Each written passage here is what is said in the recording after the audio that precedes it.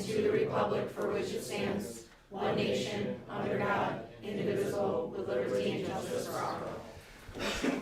Please make sure that your phones are either turned off or on silent. All right. We all set? Okay. Seeing that there's no one for public forum, Mr. Vitterman? Certainly. We have two different types of student recognitions. I'll start with Mr. Gaffney to do a brief introduction on one of our student recognitions for Ethan Haas. Thank you for the opportunity. So, there he is, Ethan. First of all, thank you for coming tonight for the recognition. I wanted to read a quick blurb because I'm not sure how much knowledge you know about the National Merit Scholarship Program. So we've been working on a publication to send out on behalf of Ethan, but I wanted to give you a little background history on what this is and how wonderful it is for our district and for Ethan. So, Ethan initially entered the National Merit Scholarship Program by taking the preliminary SAT National Merit Scholarship qualifying test last year, along with more than 1.3 million students from about 20,000 high schools across the country. In September of 2025, the highest scoring participants, approximately 16,000 students nationwide, were named semifinalists. That includes Ethan. After being named a semifinalist, Ethan advanced in the competition by submitting a detailed scholarship application outlining his academic record, participation in school and community activities, leadership experiences, and additional honors and awards. His accomplishments ultimately led to his selection as a finalist, the last step in competition before scholarship recipients are announced. Among the finalists nationwide, only a few thousand students will earn National Merit Scholarships when the recipients are announced in the spring of 2026. That hasn't happened yet. Shortly it will. Ethan is proud to be considered for this prestigious recognition.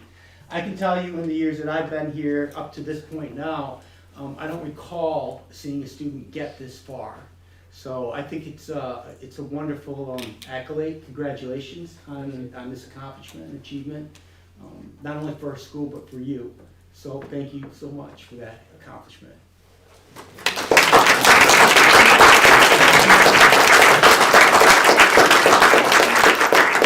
Ethan, quickly, I have a certificate for you. It's a certificate of merit. Hopefully there's more certificates to come. But at some point in time, we'll be a group picture, and we'll make sure that we do a nice spread for the newsletter too. So.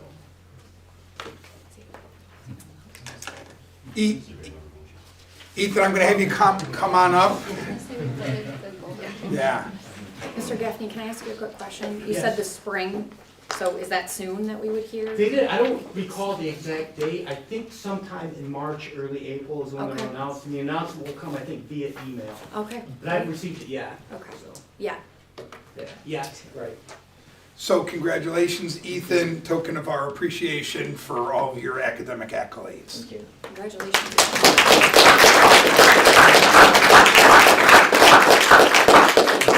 Stay tuned for more information on that. It's really exciting for Ethan and his family and our high school. So next up, we have Mr. Welcher. We have a couple athletes from our winter sports season that had some outstanding accolades as well. So we'll bring up. Before I get to my two guests, Ethan is also a 3-season varsity athlete for the last 4 years with Mr. Briggs. So along with all of his academic excellence, he's had a great career as an athlete for Mr. Briggs in the Great Creek Cross Country and Track program. So thank you, Ethan, for everything. I am joined here, and coaches, you guys can come up too if you'd like, by junior Maya DeFerio and senior Rose Southwick. Our winter season, we started practices on November 17th, and we were competing all the way till the end of February, some of us, and Maya just got back from another little competition about a week ago.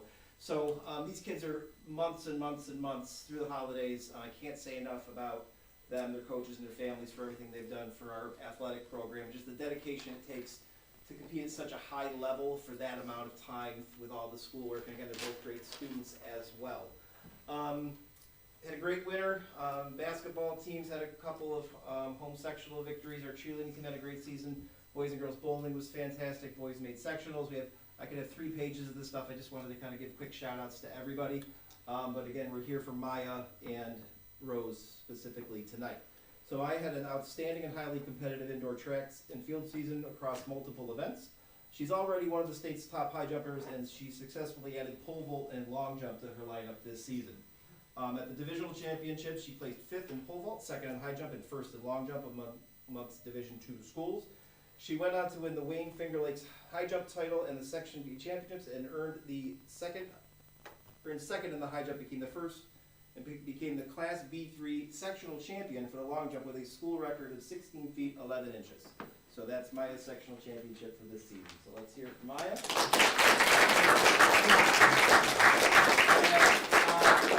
To Maya's left is senior Rose Southwick. Rose is on our girls wrestling team. Rose finished her career here at Red Creek with 50 total tournament wins, a Finger Lakes League championship, 2 sectional titles, and 2 trips to the girls state wrestling championships in Albany.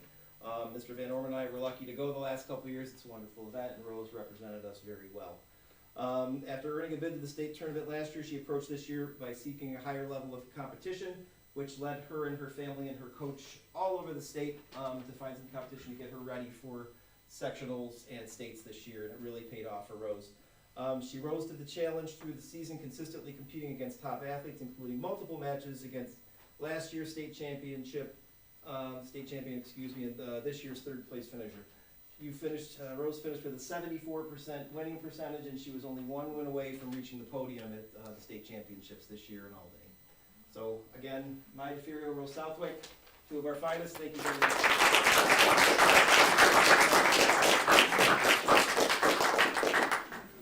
I have 4 coins to hand out, so we gotta get the coaches up here as well, but congratulations, Rose. Congratulations, Maya.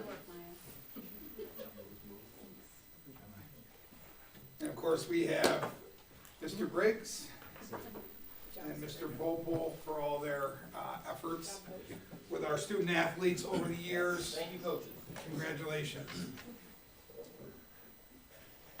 Questions, comments from the board on any of our student recognitions this evening? I think we can be done. That was. Yeah. I still have to make that motion.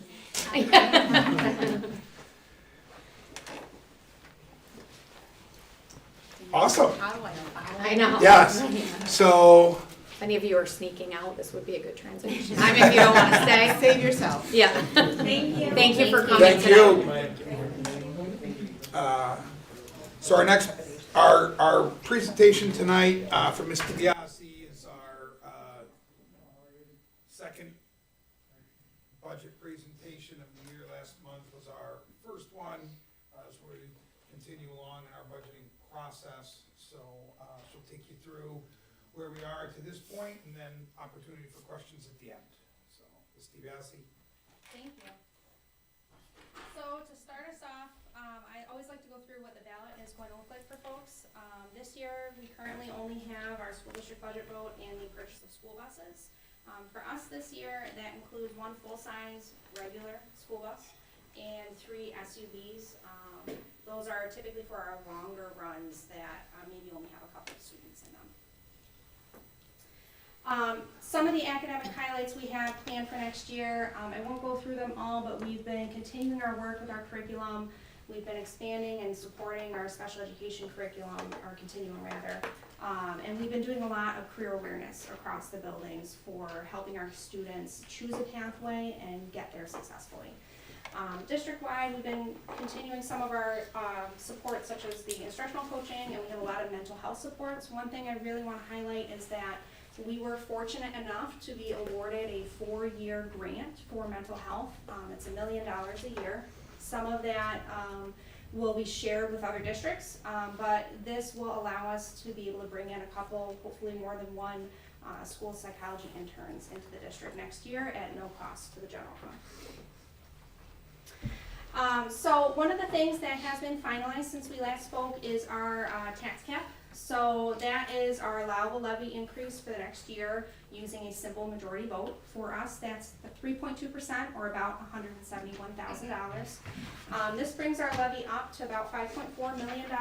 And just for your historical look of the last 5 completed years, We're kind of hovering around this point. We've had a couple years where we've dipped lower, but we typically have gone out with around this number. I always like to mention the reason that's important for us is that this number is a compounded number. So if we do not go out to the cap 1 year, it lowers the amount of funding that our school has available for the next fiscal year. So it is important to try and make sure we're using all the resources we have available to us. And then of course, the biggest resource that we use at Red Creek is state aid. So that brings me to our projected revenues. I am projecting at a 3.2% increase to the tax levy. That would be my recommendation. We have a very small change in our pilot. I say singular because we only have one. So just updating the numbers there to be a little more accurate. Our state aid number, I do want to talk about because you'll see this $2.6 million increase, and you've just heard me last month say we're not getting as much state aid increase as I would like. The reason for this increase is what we talked about last year. We had debt fall off, so we had revenue fall off and expenditure fall off.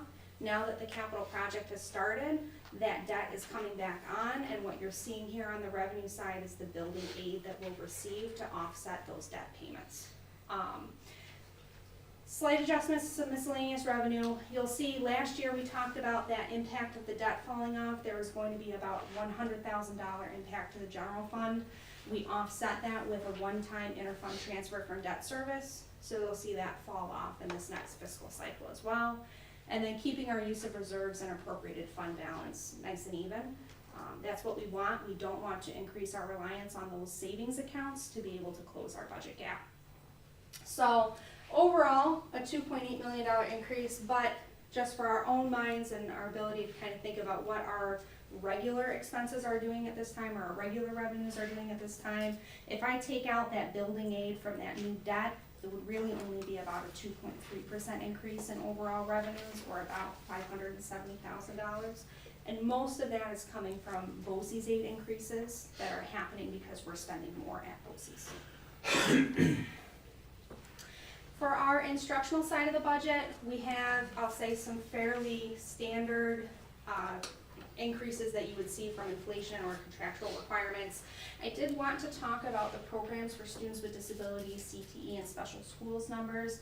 These are programs that we get billed based on enrollment, and sometimes that changes. So we might have a student who falls out of a higher cost program that might bring that number down. Particularly for CTE, that enrollment number is based off of last year's enrollment. So that number is fixed. And my little asterisk here is that BOCES has not provided me their numbers yet. So in conference with our counselors at the high school, they provided me the numbers of enrollment at this time so that next year's billing should be based off of those numbers. Our BOCES has indicated that they expect to release those rates to us at the end of this week. So hopefully I will have a finalized number there. But it should be fairly accurate. They do take a cutoff date, and so in conference with our counselors, I can kind of get that information on my own. We do have some slight adjustments, but for the most part, you're seeing a fairly standard increase. The employee benefits you'll see are not going up quite as much. Part of that is because the TRS rate, which is what we have for our instructional folks, hasn't gone up quite so much. And also our participation in the buyout option from our teaching staff. Can I ask you a question, Danielle? Sure. The BOCES program, right? Yes. If I remember correctly, you had said that we get billed for BOCES the year after students go? For CTE only. Okay. So what they do is they pick a cutoff date and they say on this date Red Creek had, I'll make it up, 50 students, and the rate per student is this, and that's what I get billed for next year. Okay. So what I did is asked our counselors on or about that date this year, how many kids were enrolled in CTE, so that I could get an estimate of what I would expect to see from our BOCES. All right, thank you. You're welcome. So overall for this portion, a slight increase, and again, just that changing enrollment and then some benefit rates increasing as well. On the capital side, we're going to talk about the debt again. But first, our operations and maintenance, you're seeing about a 9.5% increase. That is by and large our utility costs. So last time I was here speaking with you, I told you that my utility bills doubled. I've since gotten another bill, and that bill has doubled from the last bill. So they're really wildly increasing costs for the district, which is, difficult for a district that relies on state aid to fund its program, the majority of its program. You're also seeing an increase in the employee benefits there. That's a function of how many folks we have that are on the Medicare plan, which had an 80% increase, as well as a higher increase in the ERS rates. And then again, we have our debt service. So in our debt service, we talked about the revenue coming in. This is the expense on the other side of it. They essentially wash each other out, but it does look like a very large increase when you pull it out on its own line item. So here overall about a $2.5 million increase. But again, if I took out that debt service payment, it would be relatively flat in that line. The only increase we would really be seeing is, for the most part, that utility increase and the benefit increase. And then the last portion of our three-part budget is the administrative portion. So we do have a slight decrease in the Board of Education. That's a result of some decisions to do some virtual conferences instead of going in person. So you're seeing a drop in that rate. The superintendent curriculum development and supervision line includes all of our building office staff. So there's a few more folks in there. What you're seeing in that increase is contractual obligations, and then as well some positions that had been vacant last year that have since been filled, so now I have a firmer rate for those folks. In this, your legal services, those are increasing to another $10,000, 13.8%. What I'm seeing in our actual expenditures is that this number needs to be brought up. When we're getting to the end of the fiscal cycle, we're spending more in legal services than we had traditionally budgeted, so this is me adjusting that number upwards to be more accurate. Personnel services, big percent, small dollar value, that's really just our BOCES costs. And then we do have one item to celebrate, which is our public information and central printing. That's our PR service, so we were finally able to make the switch to city BOCES for our PR service, and they are able to provide that to us at a cheaper rate, so we're seeing some savings in that line. We have that other special services line is just sort of our admin expense from BOCES in there, so you're seeing a little bit of change in that, but overall not too significant. And then you're seeing this extremely large employee benefit increase, which again is because of the Medicare plan, which has gone up by 80%. So according to the way the three-part budget is divided, all of our retirees are reported in the administrative portion. Even if they're a retired teacher, they get put in the administrative portion. So we have about 130 retirees on our plan right now, and the vast majority of them are on that Medicare plan that went up 80%. So that's really what you're seeing in that shift. So overall, $256,000, just under 10%. And that brings us to how do we get the thumbs up? How do we say that we have a balanced budget for the voters?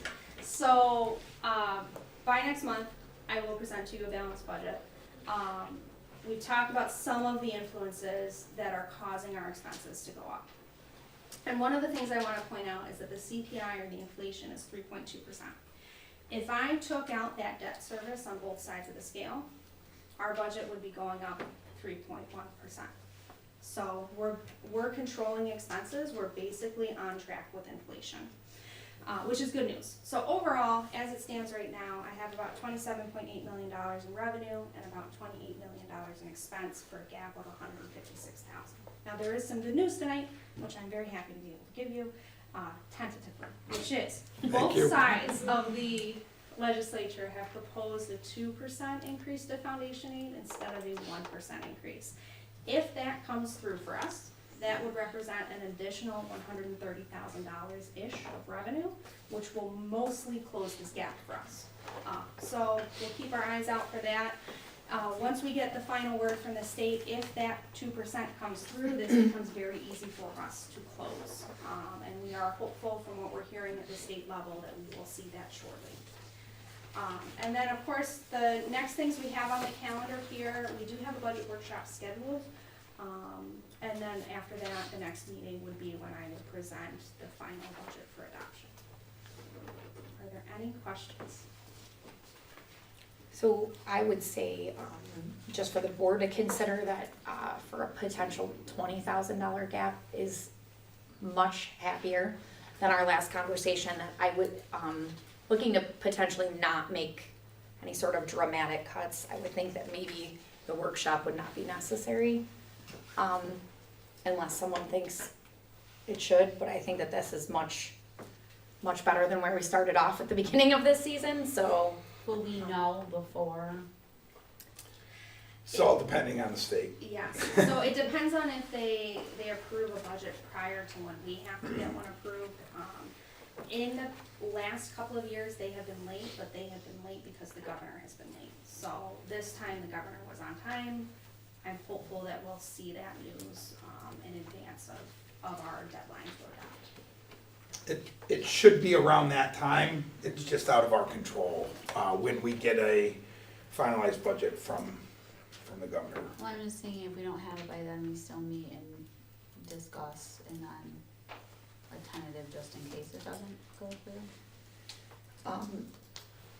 I was even happy with 150 from where you started, but do you already have a potential plan to close that gap? We have Or would talked about some options, but we haven't, I would say that the possibility is strong that the funding comes through, so we really haven't delved too far into what that gap looks like.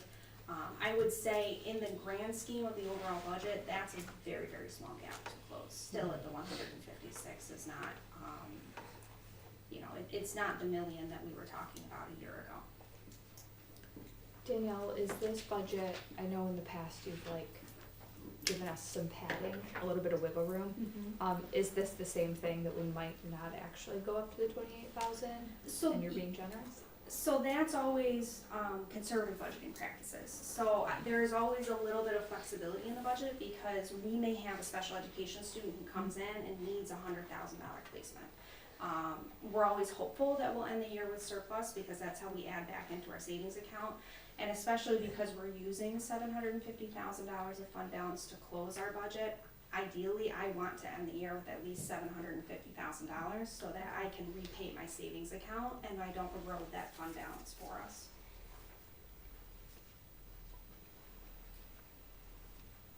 I think you explained it very well. I wouldn't see why we would need a budget workshop on the 8th, based on 156,000. I mean, we could still be brought up to speed on where we are in case something is very dramatic changing in the other direction. What? If you're looking at me, I'm fine with not meeting. I'm fine. I'm gonna go with whatever Nancy says.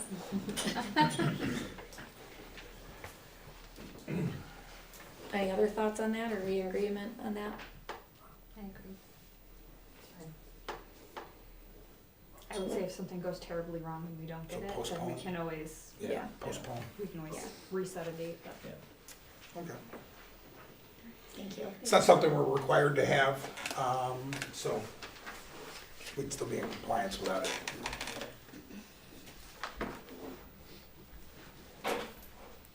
Just a great job, so good reason not to have to talk about it. Also, Danielle, thank you, because that was much more uplifting than yours have been, so. You're so welcome. I love She to also have needs the positive pictures. stuff. You know, it's distracting from the numbers when Must you've be got the kids thumbs that up. come The where. thumbs up. Yeah.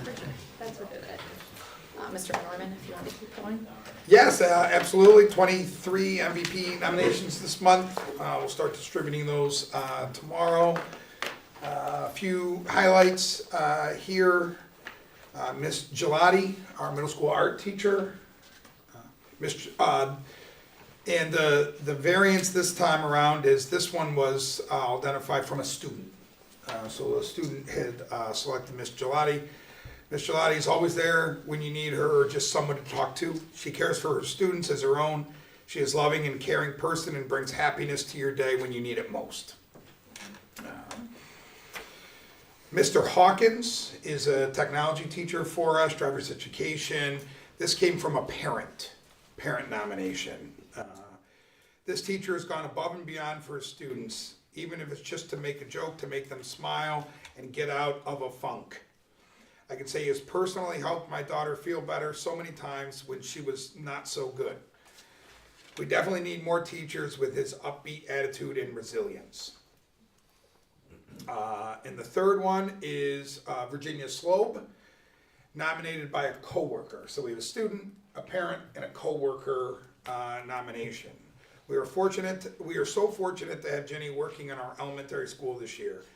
She uses a creative approach to working with many of our students who may struggle to show what they know on conventional assessments. She goes above and beyond to find ways to squeeze in extra learning opportunities for all students.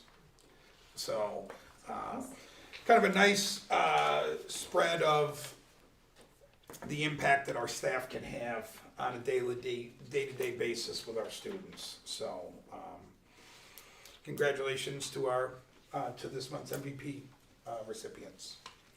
Thank you. Okay, we'll move on to D, the minutes of the meeting from February 25th. Could I have a motion, please? Mrs. Allen, and a second by Mrs. Dingman. Any corrections? Questions? All in favor? Any opposed? Any abstentions? Okay, moving on, financial reports. Make a motion E 1 through 5. Thank you. Could I have a second, please? Mrs. Kaiser. Questions on this group? When you're ready. Mrs. Kaiser, Yes. Mrs. Foltz, Yes. Mrs. Dingman, Yes. Mrs. Decker, Yes. Mr. Joyce, Yes. Mrs. Allen, and Mrs. Madigan. Yes, thank you. All right, moving on to the consent agenda. I'll make a motion for F 1 through 5 excluding 3. Okay, I'll take that a second, please. Mrs. Kaiser, it's gonna be F1, F2, F4, and F5. That Question. on who? Sorry, Kaiser, thank you. you're welcome. Any questions on this group? When you're ready. Mrs. Decker, Yes. Mr. Joyce, Yes.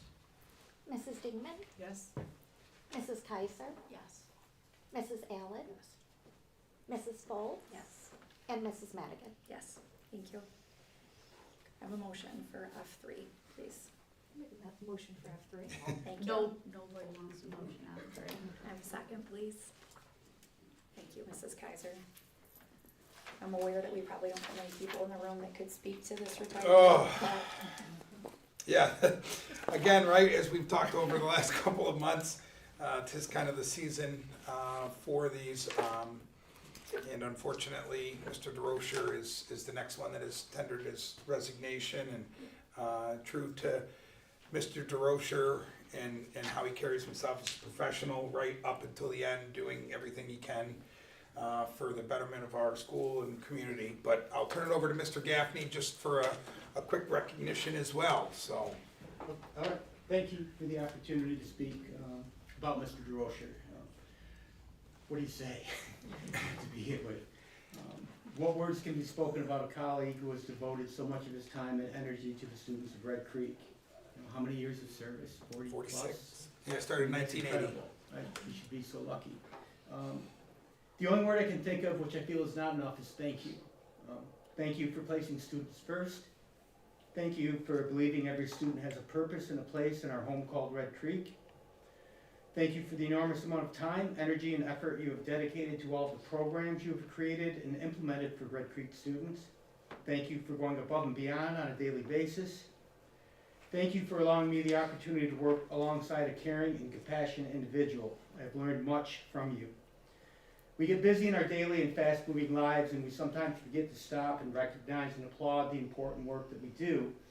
I wanted to let Mr. DeRocher know that your efforts, your dedication, and your commitment to our school and our students has not gone unnoticed, ever.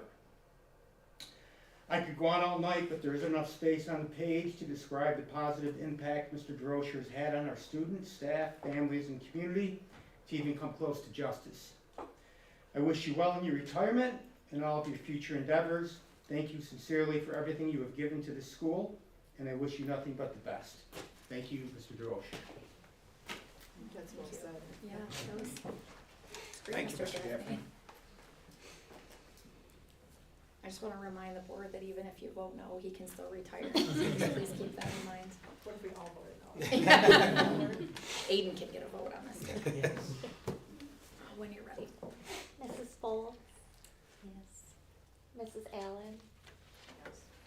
Mrs. Kaiser? I guess we have to say yes. Mrs. Dingman? Yes. Mr. Joyce? Yes. Mrs. Decker? Yes. And Mrs. Madigan? Yes.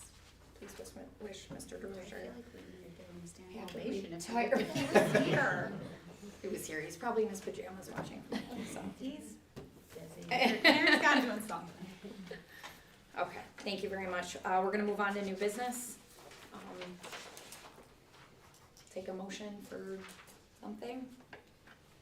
I'll make a motion G 1 through 5. I'll take that motion in a second. Mrs. Folds. Questions?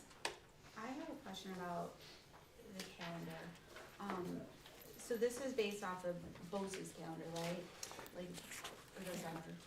So this is, it's a great question. This is based, relatively based off of the Wayne Finger Lakes Okay. BOCES calendar. Other BOCES may have different calendars. Okay. But that, it's important for us to consider the Wayne Finger Lakes BOCES calendar because so many of our CTE and special program students often attend our Wayne Finger Lakes BOCES programs. So when we don't align our calendar with the Wayne Finger Lakes calendar, the students in those out-of-district programs, CTE included, may lose instructional days depending on what those calendars might look like. Got it. I'm just guessing at her question, but will our spring break here eventually end up in February or? So my understanding, I asked several questions. Not that any of these students are gonna care because they're graduating, but. Yes, I asked several questions with regard specifically to spring break. The answers that I were given was that spring break for the region historically includes Good Friday, which next year happens to be Friday, March 26th.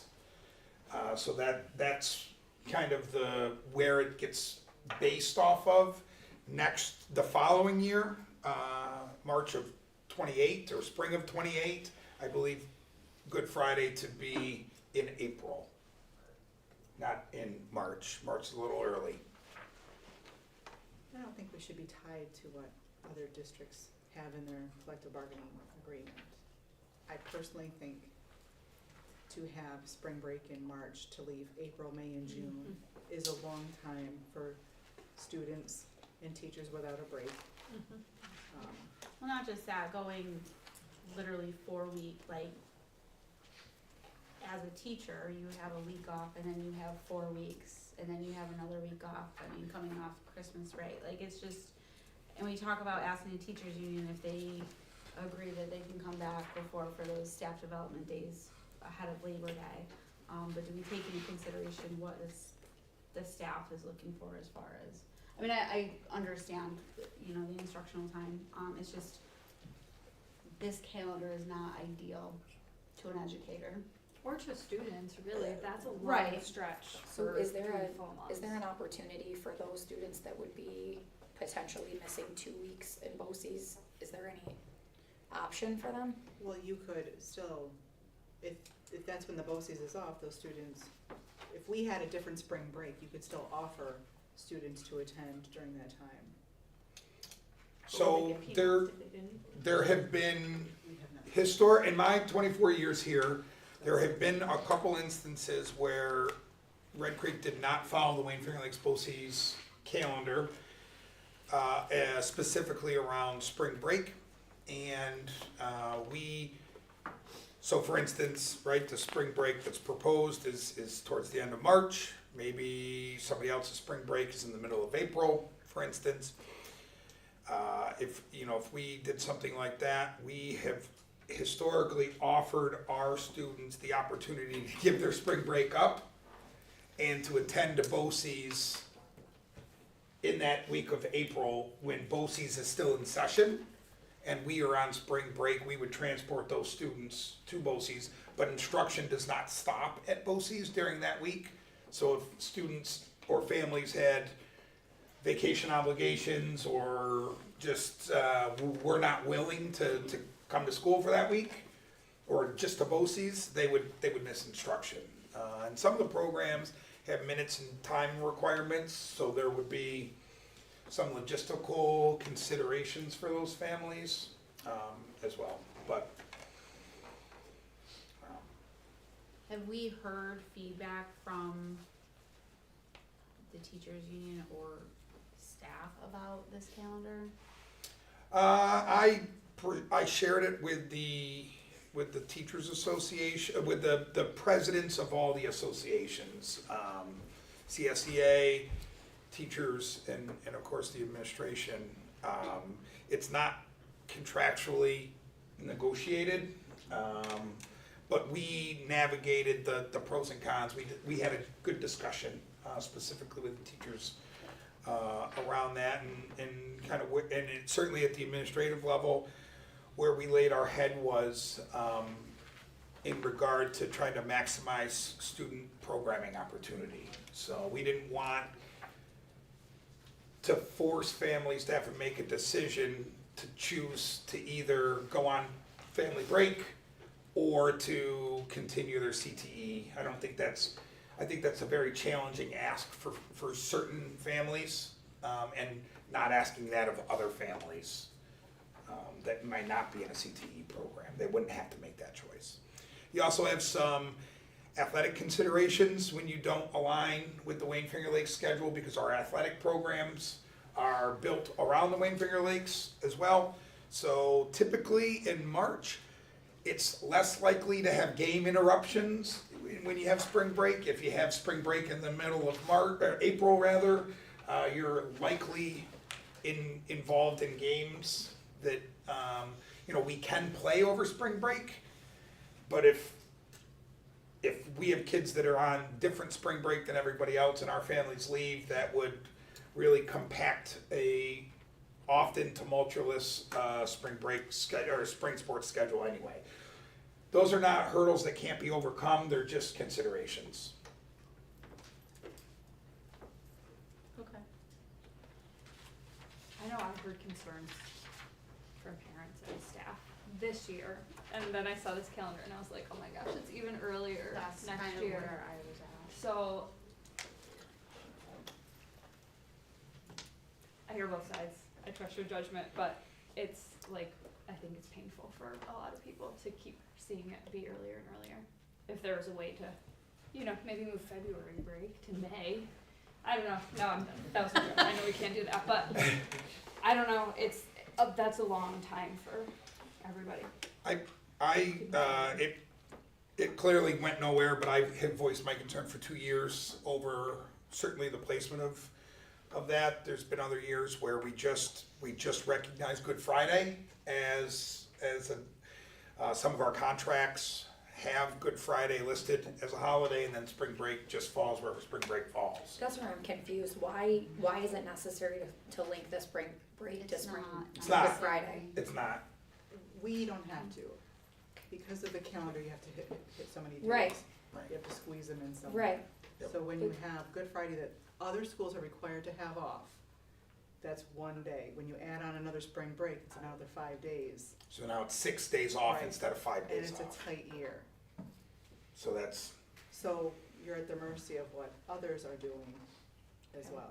Can we write a letter to BOCES and ask them to stop doing this? Well, we don't have any numbers yet, so it seemed like our last letter really hit home. Maybe somebody else wants to run for the BOCES board and Ah. voice I'll some nominate you, concern. Nancy. No, Nancy already said she will not. This is enough, but Okay. I would support you in that one. I think, right, what you would see reflected in this calendar, I hear the concerns, I share some of those same concerns, and I think what you would see reflected in here in April and May are two minor adjustments that have been included this coming year as half-days around providing professional development for faculty. Yeah, but why on Thursdays? So we tried to remain consistent throughout the year with regard to one day of the week. And so most of those, as many of them as practicable for consistency purposes with families and planning. Half-days aren't easy for anybody. They're not.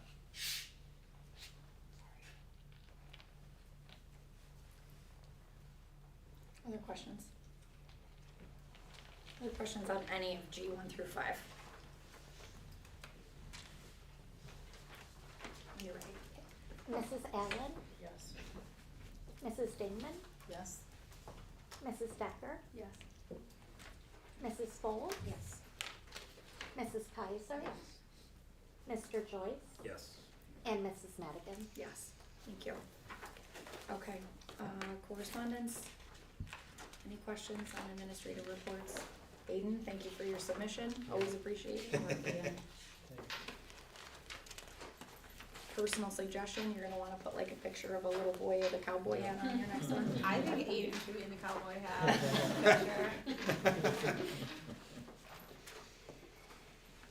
Okay, Mr. Van Orman, if you wanted, Yes, thank you. Monthly enrollment. I had shared in my weekly transmittal that we did see an uptick in enrollment, truly for the first time this entire calendar year, or school year rather. So, and that does not include several other outstanding student registration packets that I've signed since. Excuse me, maybe 3 or 4 on top of that number. So there's a potential we may see another month in the black instead of the red on that. So maybe more of a steadying of the ship. But what I wanted to really focus my attention on, I wanted to share, of course, some photos of our capital project work specific to the community center pool area. What you'll see in the first picture is some of our air handling ventilation system. That's an upgraded system, that big pipe with the blue caps on it right now. Those have been expanded. Underneath that, or next to that, depending on what you're looking at, represents a water fill test within our pool. So we demoed all the tile and under systems of our pool, laid a waterproofing membrane down, and then we have to fill the pool completely to test for leaks. So that's what that looks like when we test. The successful completion of the water fill test. After 72 hours, now we're able to drain that. Then we can begin the tile work and then ultimately refill that pool for final. You see what it looks like demoed, of course, without water in it. And then the last picture, there's been some ongoing ceiling and lighting work in our high school spaces, classrooms throughout the course of the year. So many of our classrooms had lights that hung down below the tile and grid work. Now they're all updated lighting, upgraded grid and tile work. So in addition on our capital project, our parking lot phase 1 work, remember a vast majority of our entire parking lot and asphalt areas will be getting, as part of this project, be getting an overhaul, including some traffic flow updates at by the conclusion of these. So step 1, phase 1 of our parking lot upgrades will begin to take place over spring break. Communication will go out to families with maps and directions and things starting next week. The 2 biggest areas that are going to be impacted are going to be a majority of what I would consider the main parking lot at the high school entrance, the big that big area, and then to the right of the stop sign, kind of in that half moon on your way to the student drop-off circle at the high school. That area is the first phase. They're gonna start doing some mill work over spring break. We'll have some access for through traffic so we can still park behind it and those kind of things. That work is all expected to be completed by late spring before graduation, which will give us some logistical moves when we do the other spaces. You take one out, you can't park there, then you do another space and you can park there. So that'll be coming out. We'll share some maps and directions next week with families. The elementary classrooms, I have no pictures of these, but in the last couple of weeks, we have begun the process of relocating 9 elementary classrooms. The scope of the work includes 26 total elementary classrooms getting basically a full gut job this summer.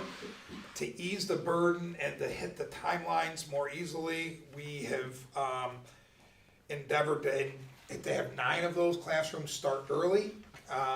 So that reduces the summer work from 26 classrooms down to 17. Just makes it a little easier, but of course there's a disruption, inconvenience to our staff and students at the elementary school.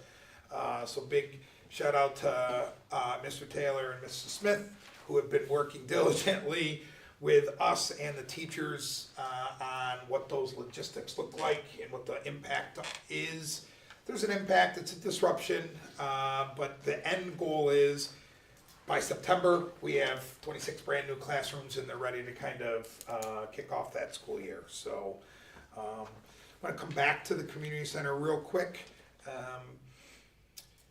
We were notified that there are 2 problem areas, what I would call, that were unexpected problem areas until we began demo. So just like in any other construction project at your house, oh geez, we didn't expect to see mold when we ripped the floor out, kind of a thing. So 2 areas, when we did the fill test in the hot tub, in the spa, there were leaks. So we have to address the leaks, which are coming from some of the pipes and the skimming baskets in the hot tub area. So thankfully, the pool didn't have any leaks. That's just a much bigger volume of water, of course. So we are in the process of preparing for those repairs. And then in addition, the drain in the floor tiles around the pool on the walking areas, there's a perimeter drain system, has some damage. It had eroded, deteriorated over 20 years of pool water. So that needs to be repaired as well. Both of these things, there's some impact on the reopening schedule.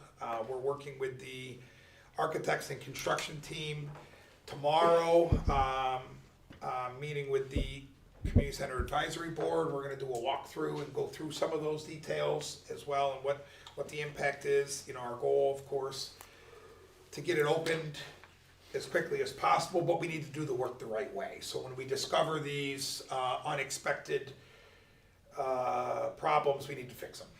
So we're working through those. We have allowances in our capital project budget, so there's not, like we build that in as a contingency, right?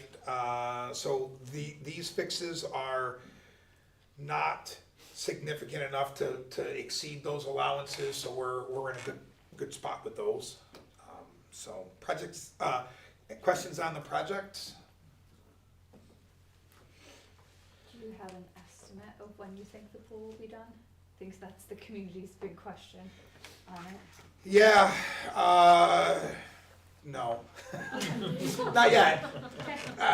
Unfortunately, no, just with a lot of moving parts, contractors, scope of work, when can we get it scheduled? Some of these people might be on other jobs and other school sites, we gotta bring them in, those kind of things. So we're going as fast as we can with it.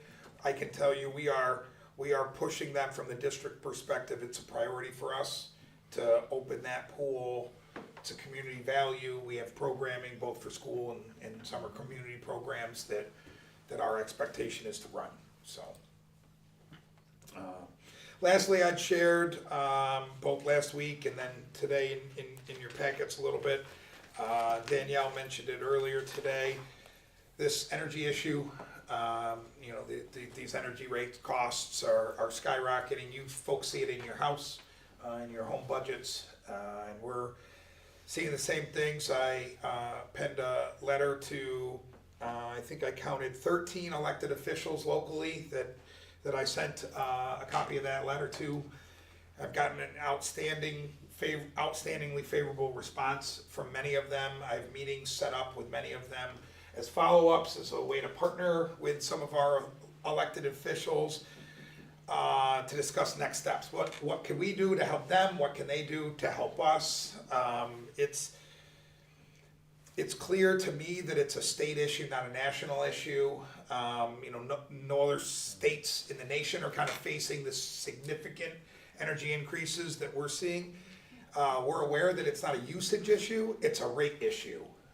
So for instance, for us, our normal rate last year for kilowatt hours was 8 cents a kilowatt hour. Right now it's over 26 cents a kilowatt hour. So call it about 4 times higher on average. Of course, that has a financial impact on us. So trying to get active and spread the word, ask for assistance. This is, has to have some ties to the electrification efforts at New York State, that New York State is driving through mandates for schools, electrification of buses. For instance, an EV bus is about $150,000 more expensive than a comparable diesel-powered bus. So as Danielle presented today, the bus proposal that we're putting forward will be a diesel-powered bus, fuel-powered bus, not an EV bus. But again, it's important to remember when we get these electrification mandates, our community is getting hit not only on rate increases, not only on these underfunded or unfunded mandates, like an increase on a bus, right? So now we have to find an additional $150,000 for every one of our buses every 8 years. And then we also have infrastructure updates. So we know that like our bus garage is not outfitted with the appropriate electrical infrastructure, nor is the grid in our area. So those costs for upgrades are also passed on to our community. So our community with these kind of mandates gets hit, in 3 to 5 different ways. So trying to spread some awareness, get some support with our elected officials, attacking it from a number of different ways. It's gained a lot of support. We're looking at ways to kind of control costs, just like you folks are in your house. Sometimes at the sacrifice of comfort and leisure. Hopefully more to come on this. Hopefully some relief. I don't know what that might look like. Senator Helming is banging this drum as well, so I'm meeting with her and some of our other local elected officials. Even if it's just to share our template letter and to drum up more political support as they go through their election cycles as well. So questions on energy efforts, usage, impact? Thank you for writing those letters. Thank you. That's what I have. Okay, great, thank you. Okay, we're gonna move on to J. If you guys could grab out your copy of the onboarding document. We're gonna go through that one first. So at the last meeting, we had decided that Is it in their packets? it's on, It's on. you can share with me. 'Cause I'm assuming your computer doesn't work. No.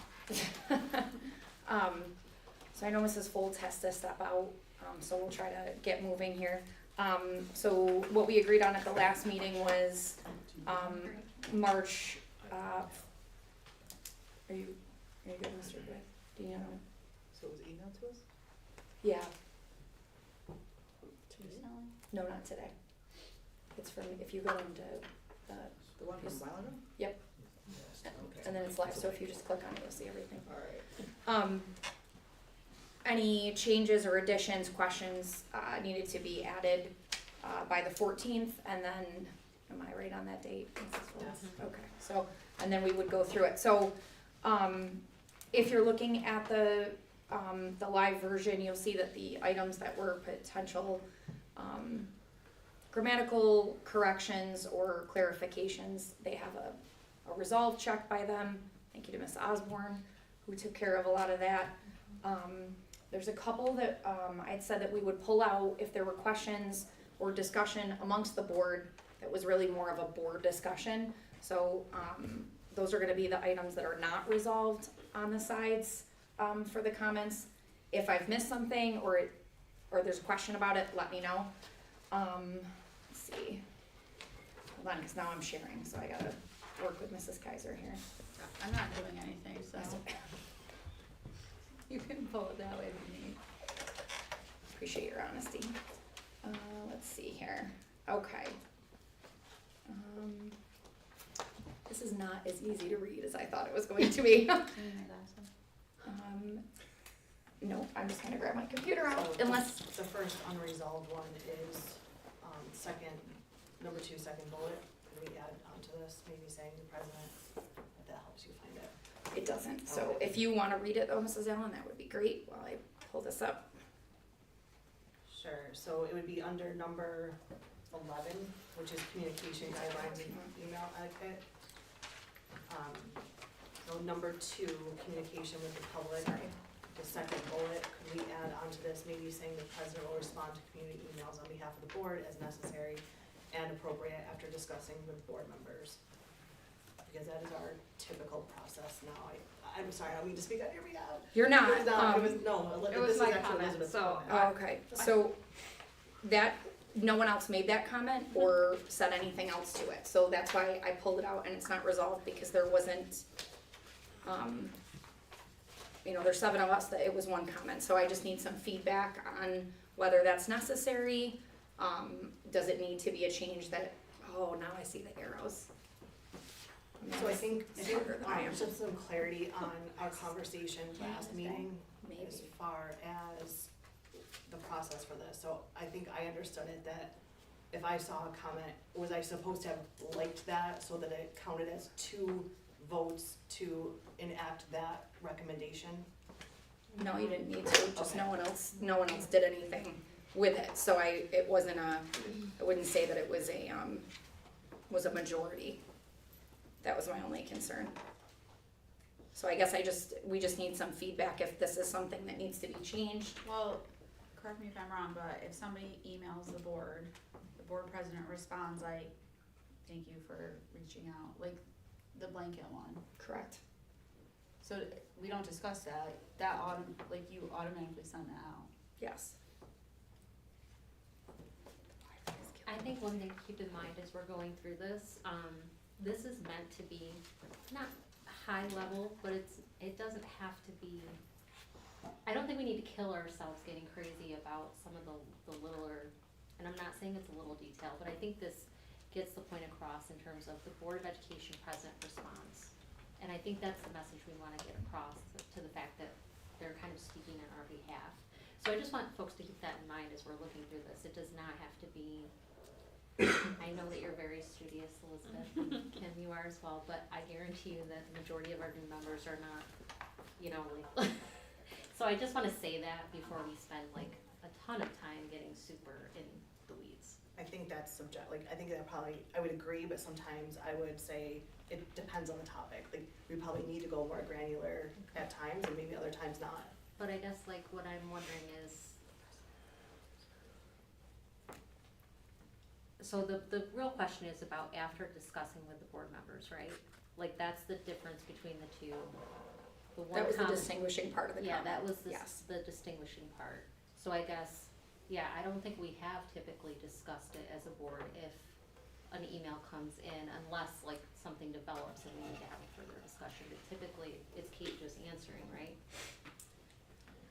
Yes. I mean, there have been times that we've had things that have been printed out and presented to us to But I think determine she's what the still email should be. responding regardless, like, the thank you for Yeah. contacting, and then we'll discuss it after, but the blanket thank you is still being sent out regardless. I think when we put this in there, this was more targeted towards the acknowledgement piece of it and not necessarily the steps after receiving something that needed a response. So maybe we're looking at this from 2 different ways. I think it would be really challenging to go deeper on every specific situation because there could potentially be so many. Is there documentation sent to the board that's provided by the board president? Is there documentation provided by the superintendent? Is it provided ahead of a meeting? Is it discussed in executive session? I think there's probably a lot of different options if you are to go deeper than the surface acknowledgement email. I think that's fine for this one. It's fine. Yeah, I just put it in as a suggestion, No, cause I it's- know in the past we've discussed Yeah. things before we responded, so. Okay, thank you. The next one is number 14, board goals for current year. I have my heroes now, Okay, because I've good. been read Amanda's very Okay. extensive letter that I obviously didn't pick up on the first time. Okay, so, this is just asking to insert the board goals. But won't the board goals change? I mean, if this is going to be a running document, the board goals could change every year, so. Right. So we'll be updating this then, at the beginning of every year.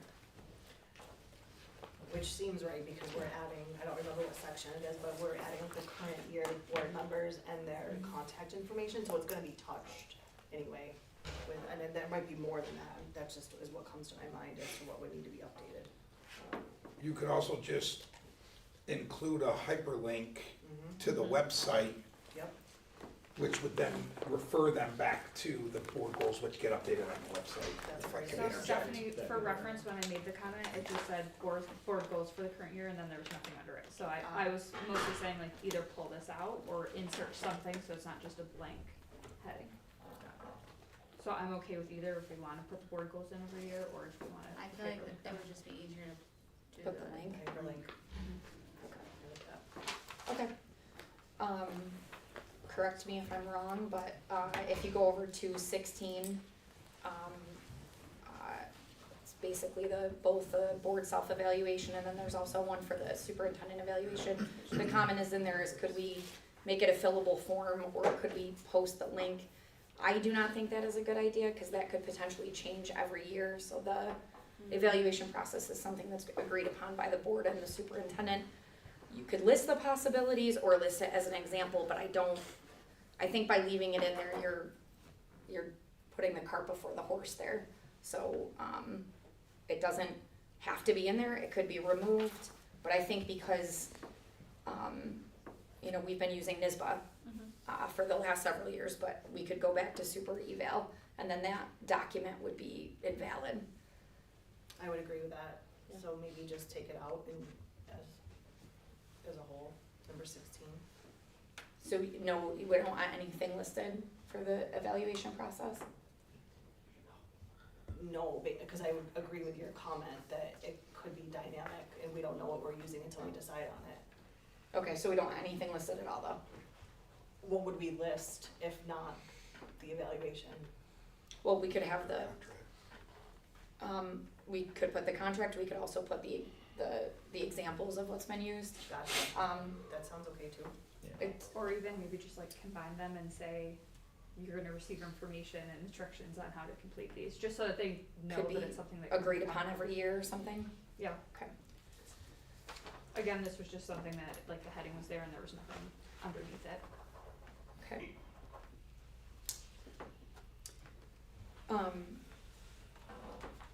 Not to pick on you, Elizabeth, but number 17, I wasn't necessarily sure what your question was. There, it just says superintendent goals for the current year, and then none of them were It's listed. blank. So it's So- just like a blank topic again. So Yeah, either so- take it out or fill it in, but.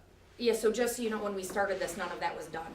So that's part of the reason why it was blank, because there wasn't really anything to fill in yet. So that was just more of Yeah. fill it in. So I was just Okay. putting in all the things that Yeah. I saw that were needing to be done, so. No problem, I can do it. Okay. Any other questions on that before we move to the handbook? 18 was also, was that a comment? Or no, we're gonna do. That was the that same too? one, yeah, Gotcha. yeah. And 19, there's a question there, like, there's not a comment on the right column, but there's a question. Do we want to do this? Looks like maybe Stephanie put a question in there when she was typing it up. I'm gonna say no. Yeah, I would take that right out. yeah, I would agree with Enough. that. Anybody a yes? I think we were moving. Don't have enough to do. Okay, moving on to the handbook. Okay, so, the first section in there that I highlighted afterwards, or Amanda highlighted afterwards, the history and demographics, we actually talked about this way back when we started this process, that we thought it would be a nice addition, because, of the example that we used. My only suggestion from that is maybe this is something for Mr. Van Orman. If you want to pull it from some other documentation and stick it in there, or we could pull it out, but we never really established anything to go in there. Why recreate something if it already exists somewhere that can just be pulled and inserted? Cause it was from the Seneca Falls. No, I Handbook. mean, but doesn't our demographic of the student body and community that exists somewhere, I feel like I've seen that before. I just didn't have it. So I'm not saying that we couldn't pull it from somewhere else. I just didn't know if we still wanted to put it in there. If you guys just wanted to cut it completely. I feel like the history and background could be fun to have in here for like, but I don't think it's necessary either. Like, I don't wanna add things to Mr. Right. Vanderman's plate that are unnecessary. So I would say. I love history. If we have it somewhere, I say throw it in, maybe like Yes, put one of the I would cool agree pictures, with but that. if it's gonna be more than like a 15-minute project, I would not spend much time on It will not be. I agree. For the it. You seem diligence. confident that you can get that done in 15 minutes or less. I believe we have, the inner workings of that exists, so. Okay, next question, that wasn't resolved. If you move under new board member, orientation, the comment or question was made, did we wanna say something about the assignment of a mentor? So a veteran board member to a new board member? So if it's highlighted in yellow, does that mean it was added after this comment was made? No. Or no? No, it's highlighted in yellow because when Amanda and I went through it, it was just a trigger of. Just to call it that's- out? Yeah, Okay, exactly. got it. I'm sorry, Kate, I think we missed one. Can we go back to achieve these high standards of education, we rely on the following core values? Are those actually our core values? We pulled those from the website. We did? Mhm. Okay. Pretend I didn't ask that question then. Okay. I knew that. So are we adding the mentoring that we've done? Are we not? Is that gonna be not an every year thing?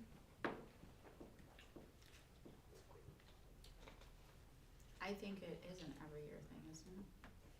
For new members. Well, it has been with this particular board. I think it's okay to leave. If we're gonna be looking at this every year, then if there's ever time where it needs to be pulled, then it can be pulled, but it's what we, again, like thinking about this is the current process, and we're building this from the current process. Everybody okay with that? What did we just agree to? We're not telling you. You'll see it when it's done. Keep it in, to keep it in. Getting in the mentor piece. Okay. Cause you're probably looking on the website to see if you can find more values. I swear they're there. Do these not match? They match now, so, no, actually, this is Mrs. Decker's question, is the next one that's on new member orientation. I did not understand what you were trying to say. I think the onboarding resource that we developed had different things that would be included in the new member orientation. So just some inconsistencies, like there was nothing on either of them that I wanted to pull out or anything. Just don't line up with each other as far as like what the orientation topics will be. What number is in the, sorry. There's a section that says for orientation.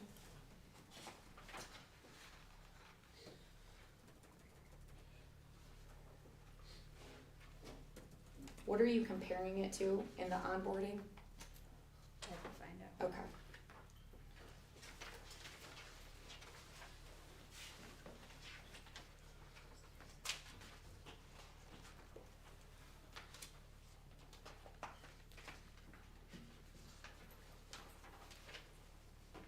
I don't even see anything that says orientation.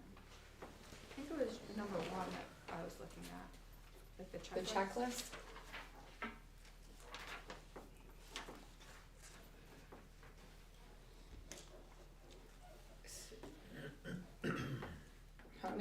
again, Do we even need to say what new member orientation topics will include, like, Or can we just say new member orientation? new members will receive an orientation? Right. Like do we that's need- fine. with me. Would that work and eliminate your, So that would need to remove 1 through 12 in that list. yeah, I mean,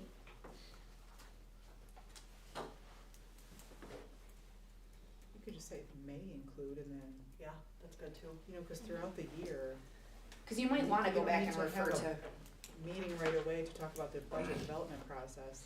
But- But throughout the year, you're gonna get that. okay. And Could we each, change it to may include instead of to Sure. include? Yeah, that's and good. each person may have a unique background, so, May. Okay. The next one is under Board of Education responsibilities and expectations. Okay, I'm still eating that. well, Kim, is this your comment? It is, Okay. but I'm just trying to refresh myself. Okay, So I think what I meant is that the next paragraph right underneath that, it's mentioned again, so it's just redundant. so you wanted rather to, the board's core. Core responsibility. so you wanted to remove that paragraph? I think so, because then the heading of the next section is Right, what it's the the same. responsibilities Yeah. are. Okay, So it just seemed to make sense to remove that. Alright. okay. Along with that, I think that all of the typos, and we went through it again, were corrected, so. Okay. Okay, Okay. if, I'm not gonna double check, I'm trusting you. no, well, I mean, and it'll be up, so if you see something, you know, just mention it. The next comment, refers to the secure portal. Elizabeth, that was your comment, right? The secure portal is board docs? Okay, I just didn't know if we wanted to specify Well- where they would be finding this information. We left it generic because we haven't always used board docs, so then it doesn't necessarily have to go in and be corrected if we were to Yeah, use I it think different. it's gonna change, What? right? Isn't it gonna change the news? So is that Yeah. okay to leave? Okay. Alright, and then, if you move over to committee assignments, that's gonna be the next one. I'm gonna need a little bit of help with this one too. So, Elizabeth, you had made the comment about that's not actually what happens. And again, it might be just a way that it's read because, in my opinion, that is the way that we do it. So the committee member would give a report to the board president to be dispersed with the agenda and the other items that come with the packet. Are we under committee assignments? Yes, I'm sorry. I think what I was referring to was typically the president doesn't appoint board members to the committees, we like self-appoint or volunteer for them. So, I think that's all I was saying is that we should align with our policy for that.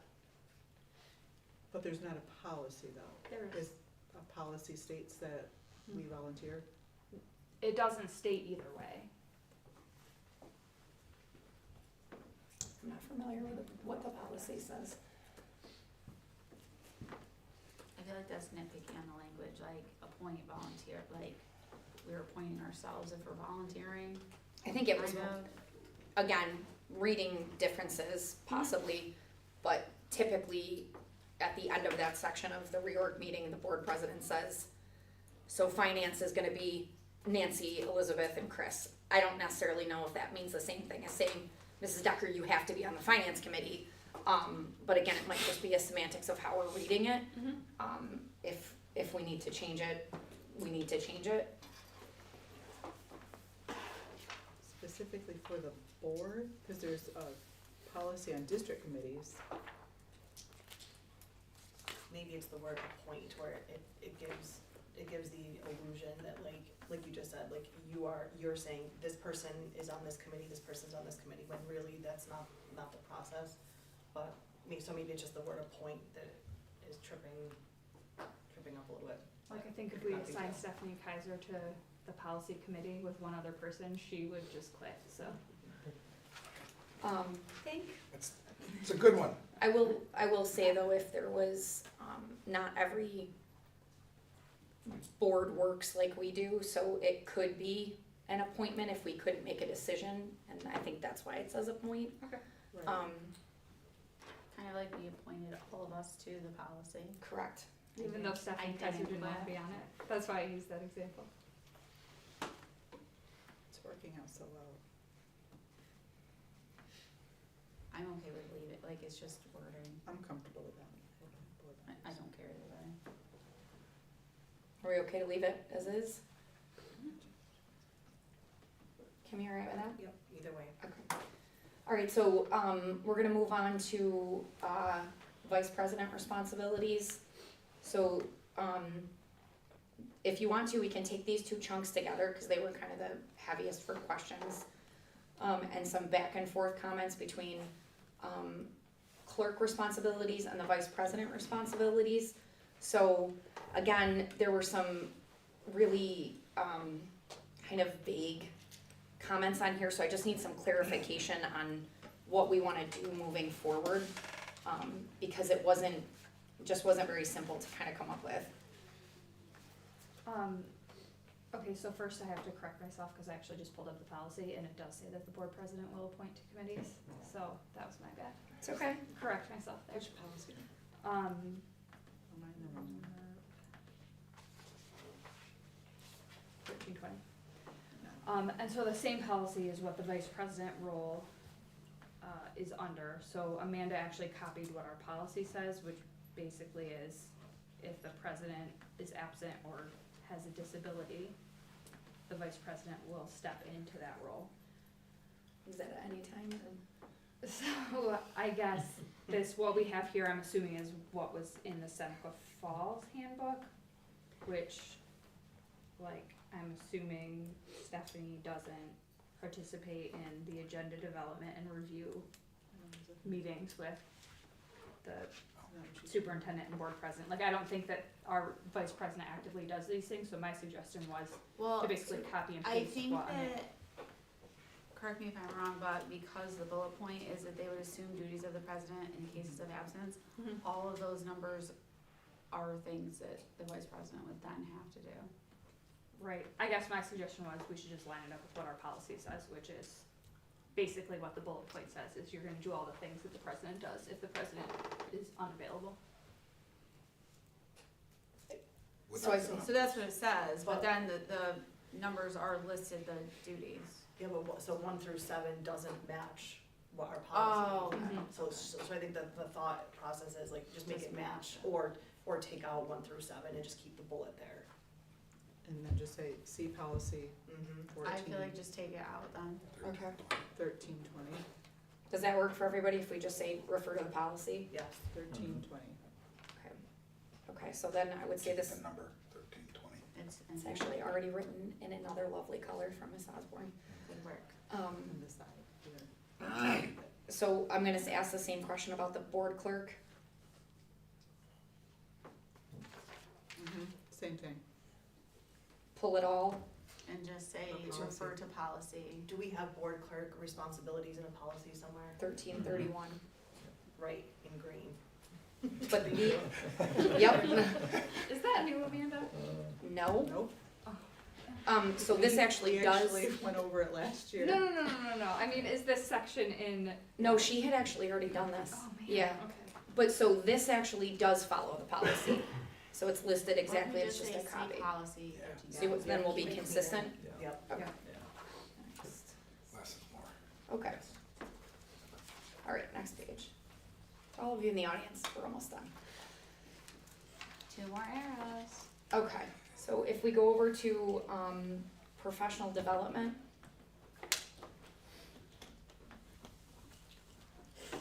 What page is that on, Kate? I don't know. Or are we in committees, cause I'm showing the last comment is Where, which committees, page? not 12.